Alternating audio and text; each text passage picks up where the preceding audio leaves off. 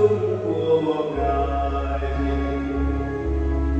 Mọi dân nước khắp cùng trái đất đã nhìn thấy ơn cứu độ của Thiên Chúa chúng ta.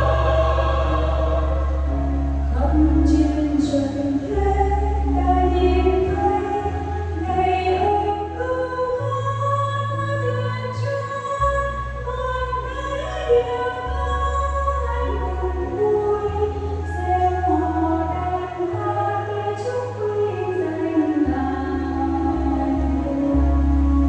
Mọi dân nước khắp cùng trái đất đã nhìn thấy ơn cứu độ của Thiên Chúa chúng ta.